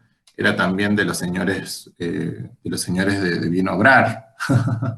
O sea, ellos tenían acceso a tener, qué sé yo, sexo con hombres, con mujeres, con lo que sea, y porque estaban habilitados, porque eran el consejo de no sé qué, bueno, tenían sus privilegios los señores clásicos. Entonces, y en ese momento, digamos, no había una categoría que les indique qué estaban haciendo. Eso también es interesante ver, ¿no? Como que en realidad también lo que nosotros vamos siendo como identidad, porque me quedaba pensando esto de la X, no soy una X, soy más que una X. Sí, obviamente que somos más que una X, pero por eso yo mencionaba el aspecto político de la discursividad, cuando preguntaron sobre la performatividad. O sea, ahí es un gesto performático, ¿no? Colocar una X como una variable. Yo, digamos, no escuché mucho de las repercusiones, porque, bueno, estoy como en otras cuestiones, pero no escuché mucho los debates ni todo lo que se dio a colación, digamos, de la entrega de los documentos, pero a partir de esto que están diciendo, Nacho me comentaba hoy y nos reíamos en el punto de decir, bueno, es que nunca va a haber una conformidad, y está bien, por eso que decíamos hace un rato, porque también la diversidad es no conformidad. ¿Qué piensan? Sí, María. Bueno, yo estuve leyendo los fundamentos del decreto presidencial. Bueno, y ahí Sí. explican que el tema de la X es porque la OASI, que es la Organización Internacional de Aviación, ya lo tiene estipulado para las personas que no se encuadran en femenino o masculino, tienen la opción de la X, ¿no? Porque yo creo que la crítica a esto de no somos una X viene más por el lado de que no es necesario en el DNI, no sería necesario en el DNI que diga cuál es nuestro género. A nadie le interesa, o sea, eh, cuál es el género, femenino, masculino o X, ¿me entendés? Creo que por ahí viene también, creo que por ahí vendría la discusión. Pero bueno, es importante, es un avance importante lo del género no binario. Eh, los fundamentos son válidos, los del decreto, Sí. entonces. Pero bueno, es paso a paso. Como siempre decimos, María, ¿no? Justamente porque las construcciones también sociales y los movimientos sociales tienen que lidiar con las ansiedades también, ¿no? Que generan. Hablábamos también ayer o el otro día, sí, ahí Tamara, ahí te doy, hablábamos de esto de pensar, digamos, escucha, me fui, seguí vos, Tam. Perdón, te hice perder. No, quería aclarar respecto al de No Somos una X, Franco Torcha, que es uno de los que se ha movilizado por este tema del no binarismo y demás, comentaba que hubo un apresuramiento desde el Estado en formular el documento con una X para aquellas personas que serían no binarias o no binarias. En este caso, es como que han puesto todas las identidades de la diversidad en una bolsa, en un acto sumamente apresurado, sin consultar. Creo que eso fue lo que más hirió, no vamos a decir susceptibilidades porque no es una susceptibilidad, sino que no se consultó a aquellas personas que estaban trabajando en un proyecto de ley para reconocer a otras identidades en el documento. Hay un trabajo, hay un proyecto de ley que es muy amplio, que es muy arduo, en el que han estado vinculados muchísimos colectivos, muchísimas personas y pensadores, el cual no se tuvo en cuenta a la hora de formular este acto. Por eso yo creo que ha sido brillante también, ya que hablamos de performance, la performance de, no recuerdo ahora el nombre de el chico que subió y mostró su remera con el No Somos una X. Valentina, creo que es. Valentín.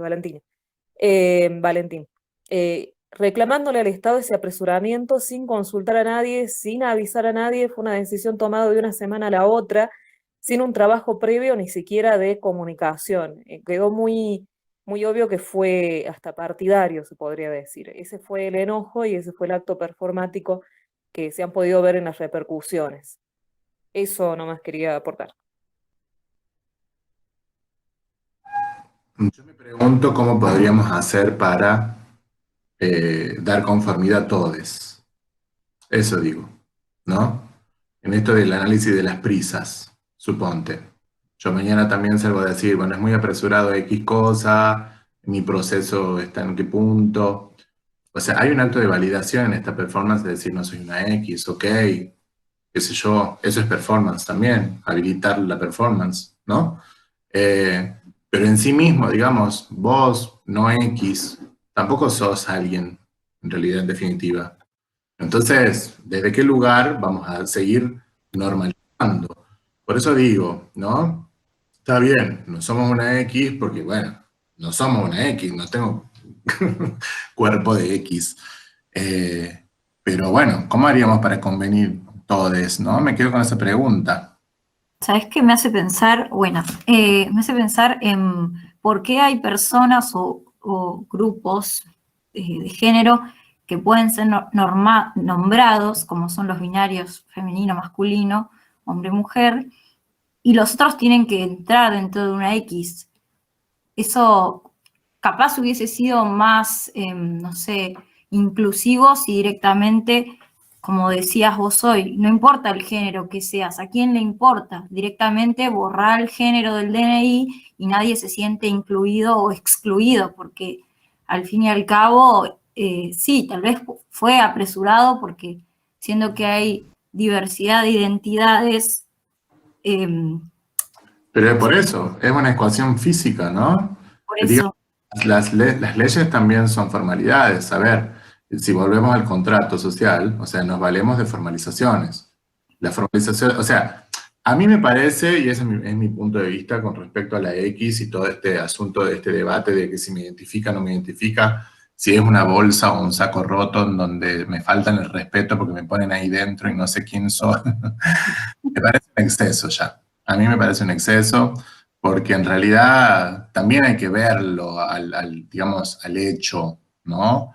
Pienso que también que el hecho social en sí mismo, digamos, eh, tiene un valor, sí tiene un valor social, tiene un valor performático, tiene un valor político, tiene un valor identitario, tiene un valor creativo, como decía, porque en realidad eso, o sea, ¿cómo íbamos a mencionar? Miren cómo se han movilizado en pocos días todo, que hasta antes de esta implementación o regulación, solamente las personas trans podían pensar en autopercibirse, ¿no? Y eso sería de vuelta un binarismo. En cambio que ahora vos podés percibirte Anita X, y vas y te pones Anita X, o sea, también tenés acceso a performearte el género, ¿no? Entonces, bueno, no sé, no me parece tan mal a mí, no sé qué dicen los demás, no acuerdo con ese posicionamiento de sentirme dentro de una bolsa. Sí me sentí en una bolsa, en la Q o en la G, en gay o queer, para los otros, como dije en un momento, no para los otros. Para los otros que me ponen en el colectivo LGBT y que no tengo idea. Pero la X me parece que de alguna manera lo resuelve. Sí, como decía recién, la X está pensada, por lo que leí en el decreto, para adecuarse a una normativa internacional, sobre todo cuando, con el tema del pasaporte también, por por la OASI. O sea, si hubieran colocado otro tipo de nomenclatura para los géneros no binarios, entonces estaríamos generando un problema, ¿no es cierto?, a nivel internacional para cuando deseas viajar en avión. Eso fue el fundamento que leí yo del porqué de la X. Incluso se utiliza otro signo que sería como un mayor o un menor, también en algunos casos. Entonces, bueno, por eso decía recién, es un paso.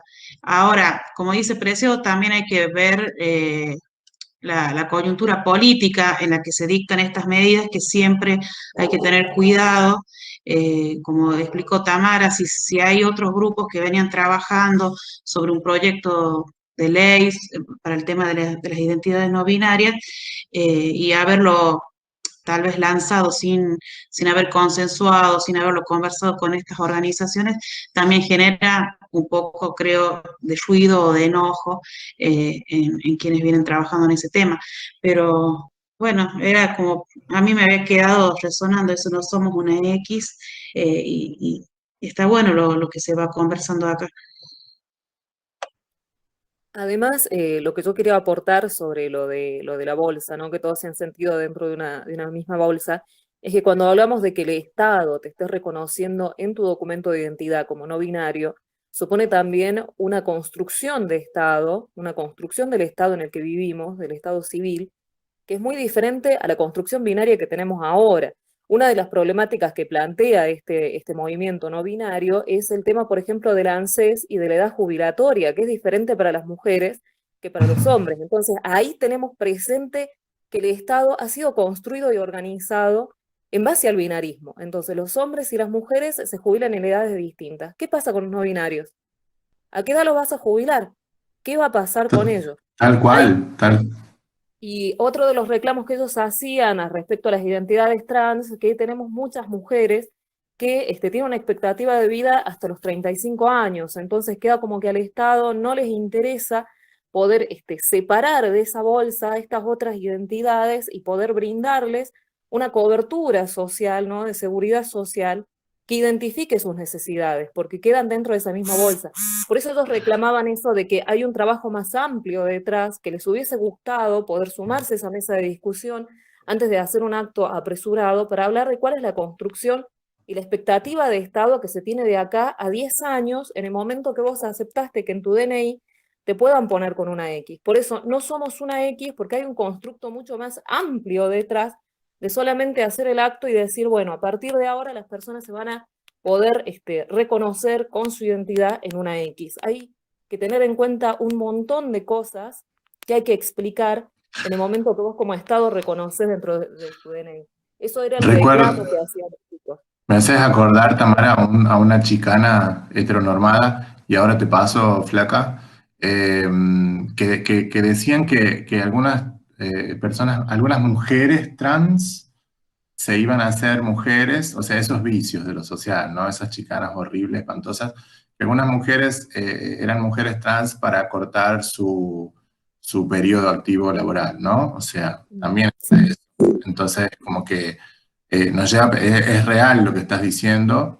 La verdad que no había pensado en eso. Mirá vos como no pienso en el Estado, como para mí el Estado realmente es una abstracción actualmente y una disolución en sí misma, que la verdad que no tengo idea, digamos, no había pensado, digamos, en la cuestión jubilatoria, cómo se debería incorporar. Supongo que es una génesis igualmente todo eso y que habrá que seguir viendo cómo se desarrolla, ¿no es cierto? Gaby. Hola, bueno, la verdad que me encanta, estoy súper disfrutando escucharlos.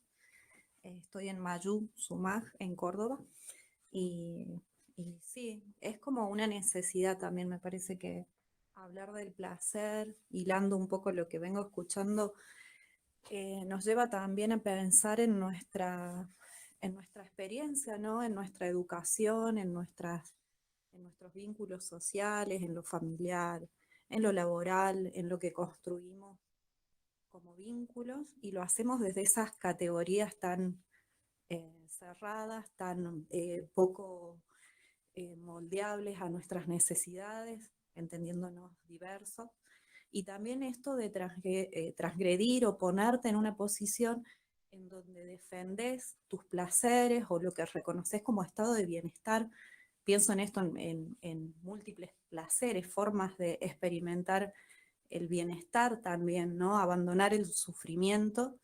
Creo que nuestra humanidad está como moldeada desde el sufrimiento, desde un reconocimiento a la dificultad, al padecer, y bueno, no sé, se me cruzan un montón de ideas de que me parece, y comparto lo que decía Tamara, hay muchos hilos, hay muchas tramas que tienen que moverse juntas.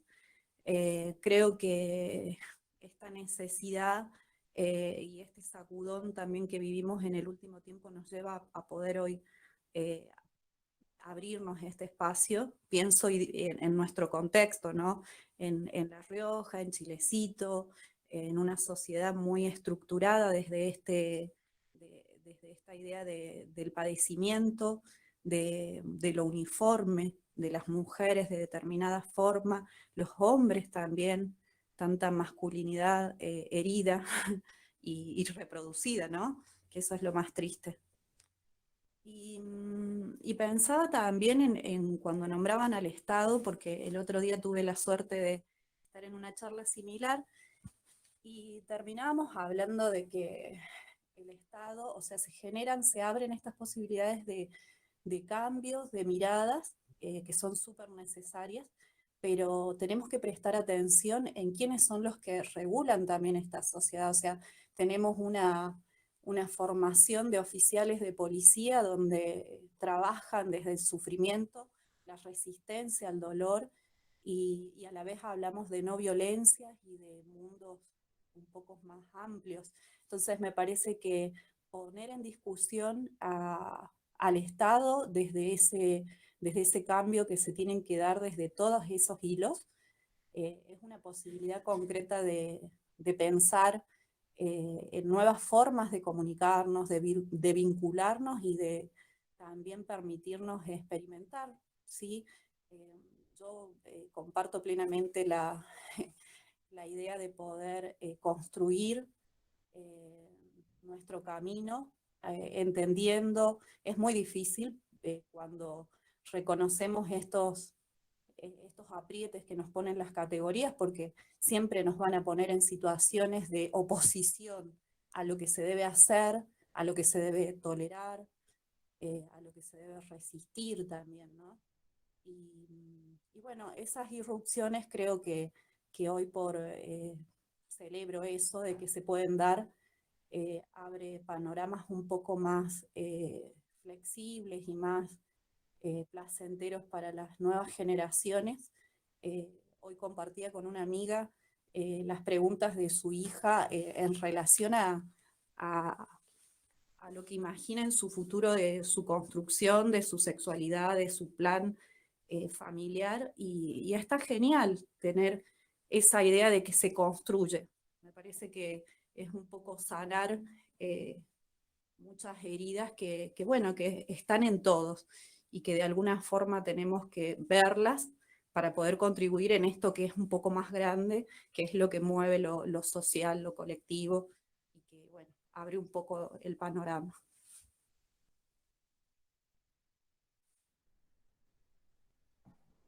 Siempre está bueno, creo, poder repensar el Estado, ¿no? Porque hemos arrancado hoy la conversación pensando en la era clásica, digamos, en el movimiento clásico, que son las bases también de lo que entendemos hoy, digamos, por Estado también, ¿no? Las bases de cómo debería ser una sociedad virtuosa, una sociedad erudita, bella, ascendida, bueno, la cantidad de aspectos que había que tener para formar parte de esa polis de la que hablábamos, y que si la extrapolamos en la construcción moderna de Estado, en esta caída libre que la pandemia nos ha posibilitado, lo digo como posibilidad porque si no íbamos a seguir como en esta marea podrida ad eternum, más o menos como ceñidos a instituciones podridas que no funcionaron, y es como un memoriam, ¿no? Yo siempre decía, bueno, estamos en un requiem eterno de un sistema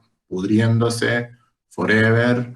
Entonces me parece que estos actos considerados por ahí apresurados, que hay tiempos y que hay otros, que todo ese conjunto de cosas que nos está también sucediendo en la actualidad es la ruptura también de esa idea de Estado, es la ruptura también de esa idea de que algo nos contenga a todos. Anoche también hablamos de esto, ¿no? Siempre aparece un romanticismo moral o moralizante, ¿no? Sí, porque todos no van a poder, o todos no van a no sé quiénes. Entonces ahí nuevamente aparece otra abstracción.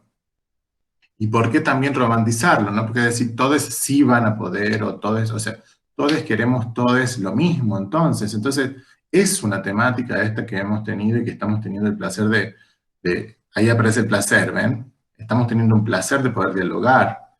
¿Y dónde aparece ese placer? Por lo menos en mí, si yo me detengo ahora a ubicarlo, es un placer, qué sé yo, racional, es un placer que tiene que ver con algo que está por acá, no sé en qué parte del cuerpo, es un placer construido también, qué lindo, nos hemos encontrado en la materia filosófica que proponen las chiques, y hemos estado estas 2 horas charlando de estos temas que nos interesan y que tienen que ver con un futuro social. Bueno, qué placer, me da placer. Entonces, no tenía tanto que ver con un advenimiento solamente de lo divino, de lo hermoso, no de lo satisfactorio, sino qué placer poder también de construirnos y hablar de estos temas.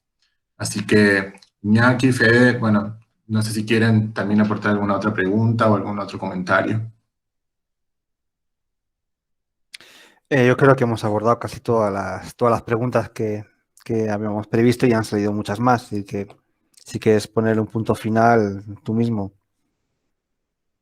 Bueno, eso, ¿no? Más o menos un poco lo que decía recién. Qué placer poder encontrar placer también en las diferencias, ¿no? Gracias por participar. Me parece que la cuestión de la participación, que también se tocó, me parece muy importante tenerlo en cuenta. Si alguien tiene un acto performático de decir, loco, no me tuviste en cuenta, qué sé yo, ¿no? No pensaste en mí. Bueno, también pensarnos en esas participaciones y en esas construcciones colectivas, comunitarias en las que estamos, porque en realidad hoy nos construimos en este ratito, qué sé yo, por ahí nos llevamos una idea en donde nos podemos asentar y nos podemos abrigar, y sabemos que mañana nos vamos a despertar y este último tiempo nos ha demostrado que todo varía enormemente. Entonces, eso, la participación me parece muy interesante, ¿no? Partir un poco también el tema, partir el constructo hegemónico. Por eso me parecía y me faltó la placa que quería poner al principio de todo, en realidad, que lo dije en el medio de la discursividad, que la verdad es subjetiva, chicas, en definitiva. Entonces creo que estamos también llegando a ese punto, ¿no? La verdad es subjetiva y eso está bueno también que lo sepamos, porque si no la hegemonía nos sigue aplastando. Muchas gracias Iñaki, Fede, y a Ágora, a Gonzalo también, y a todos los que han estado ahí. Gracias, chicas, gracias por la participación y el acompañamiento. No, gracias a ti, Martín, y ha sido todo un placer lo que es poder compartir esas ideas y estos diálogos tan fructíferos. Bien, nos vemos en la próxima mateada. Muchas gracias. Hasta luego.